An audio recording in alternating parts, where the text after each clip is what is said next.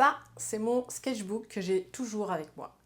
Ici, là, tu peux voir sur l'étagère que j'en ai une petite pile, déjà tous remplis. Alors, tu te demandes ce que je fais avec tous ces sketchbooks et pourquoi je m'entête à continuer à dessiner sur du papier. Alors non, j'ai jamais vraiment lâché le traditionnel. J'ai testé énormément d'outils, comme tu peux le voir. C'était tout un investissement et d'ailleurs, mon banquier s'en souvient encore. Mais je les ai toujours et je continue de les utiliser périodiquement. Aujourd'hui, j'ai décidé de partager avec toi une petite expérience. J'ai dessiné dans mon sketchbook ce matin un petit dessin au crayon de couleur et j'ai décidé de faire en direct avec toi la comparaison avec des crayons de couleur sur Procreate et de voir un petit peu la différence et puis si j'arrive surtout à reproduire un rendu crayon de couleur. Alors il faut savoir une chose, c'est que mon carnet c'est un carnet d'aquarelle. Le crayon de couleur sur le papier un peu texturé, c'est pas le meilleur choix. Procreate, si on prend ça brut par défaut avec des crayons ronds tout simples, c'est un petit peu plat. Donc le but du jeu, c'est de trouver la façon d'ajouter des textures et d'ajouter de la vie dans tout ça. Je me suis imposé quelques contraintes qui sont de dessiner comme si c'était sur du papier. Donc j'utilise un seul crayon, je change pas la taille, a priori je change pas l'opacité sauf si je change un peu la pression. Les mêmes contraintes que le papier. Ou presque. Par ailleurs, si tu veux télécharger quelques échantillons issus de mon kit floral, n'hésite pas, le lien est dans la description, tu peux le télécharger. Gâte-toi, c'est gratuit. J'ai déjà fait le sketch pour aller un petit peu plus vite. Et ce que je vais faire, c'est que je vais commencer par aller mettre en référence mon dessin au crayon de couleur dans mon carnet, dans mon sketchbook.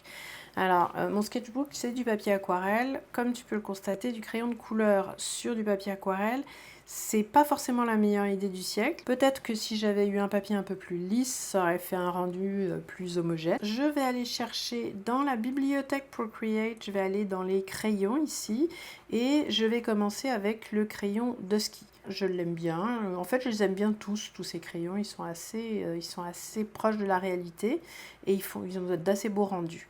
Donc, on va y aller avec Dusky. C'est avec ça que j'ai fait mon sketch d'ailleurs. Et je vais donc créer un nouveau calque. Il est déjà créé en fait. Et pour donner une impression un petit peu plus texturée, eh bien en fait j'ai rajouté ici, je ne sais pas si on le voit bien, mais j'ai mis une texture de papier justement aquarelle, le même que ça, que j'ai scanné et que j'ai ajouté comme une image. Et je l'ai mis, j'ai baissé un peu l'opacité et je l'ai mis en densité linéaire dans les modes de fusion pour qu'il se mélange un petit peu avec les couleurs. J'ai créé une palette de couleurs pour essayer de reproduire au plus proche donc mon dessin au crayon de couleur qui est dans mon sketchbook. Allez, c'est parti!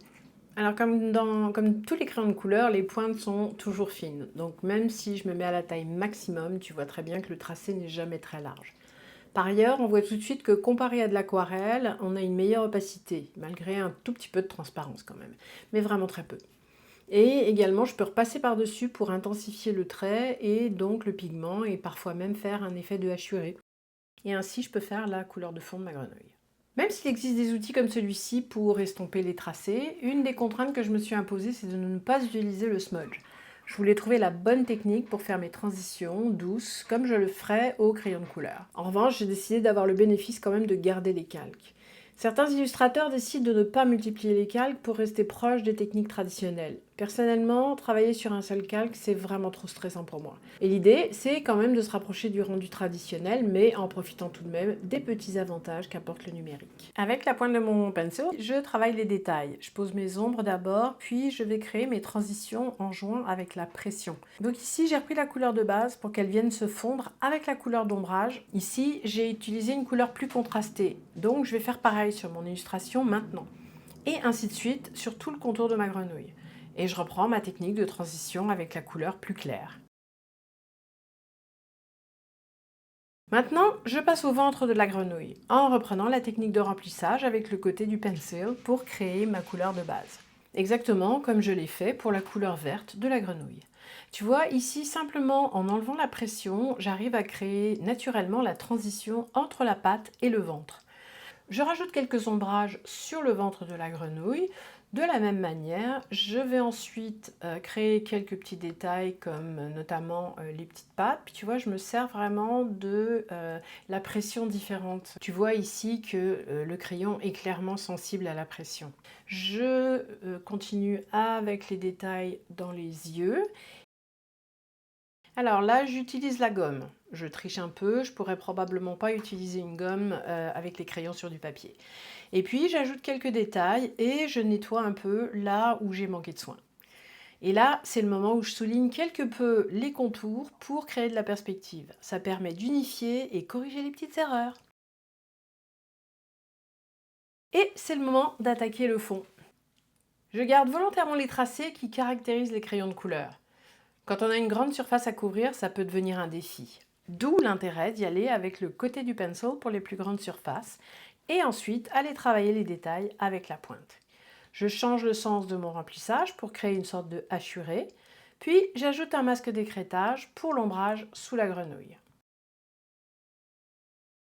J'estompe, toujours sans le smudge, mais plutôt avec le verre en allégeant la pression sur mon pencil. Je peux maintenant m'occuper du ciel. Pour éviter de rendre ça long et fastidieux, je reprends le pinceau sur le côté, tout en veillant à bien garder la texture crayon de couleur. Je change encore le sens de mon crayonnage. De cette façon, ça me permet de créer du hachuré qui va donner vraiment de la texture crayon de couleur à mon ciel. J'ajoute quelques highlights ici et là également, et comme ça je crée une sorte de dégradé dans le ciel, du plus foncé en haut au plus clair en bas. Je sature un peu mon bleu dans le haut du dessin pour créer encore plus de dégradé et aussi pour repimper un peu le ciel que je trouvais un tout petit peu fade. Finalement, je décide d'ajouter un petit peu plus de texture papier. Pour ça, je duplique mon calque que je mets en mode de fusion normale tout en baissant l'opacité. Et voilà! Personnellement, j'aurais aimé qu'on voit un peu plus les traits de crayon, je trouve que j'ai un peu trop uniformisé le tout. Je pousserai sûrement l'expérience plus loin, mais avec un autre dessin. J'ai hâte que tu me dises dans les commentaires quelle version tu préfères. Moi, j'aime les deux, et sincèrement, c'est vraiment un exercice que je te recommande. C'est vraiment le fun à faire. Alors, est-ce que Procreate est capable d'imiter le crayon de couleur ? Presque, on va dire. En tout cas, c'est une petite texture de crayon de couleur qui n'est pas tout à fait la même que la mienne. Encore une fois, je ne l'ai pas fait sur le bon papier. Moi, c'est un exercice que je te conseille de faire d'une façon assez régulière, de prendre un dessin que tu as fait en traditionnel et puis d'essayer de le reproduire en numérique. C'est toujours amusant à faire. On découvre des nouvelles techniques comme ça pour essayer de se rapprocher le plus possible de ce que le papier est capable de faire. En ce qui me concerne, moi, j'ai pas envie du tout d'abandonner l'un pour l'autre, de me dire que si je fais du numérique, je fais pas de traditionnel. J'en ai besoin dans ma pratique parce que finalement, le traditionnel me rend meilleur sur la tablette. N'oublie pas de télécharger les échantillons de mon kit floral si tu veux t'essayer avec des pinceaux que j'ai créés. Le lien évidemment est dans la description de la vidéo. Si cette vidéo t'a plu, mets un petit pouce bleu, partage si tu penses qu'il y a quelqu'un à qui ça pourrait être utile. Et puis bien évidemment, abonne-toi si ce n'est pas déjà fait. Comme ça, on se retrouve la semaine prochaine, comme toutes les semaines, pour des nouvelles sur l'illustration numérique et aussi un peu de traditionnel finalement. À la semaine prochaine. Bye!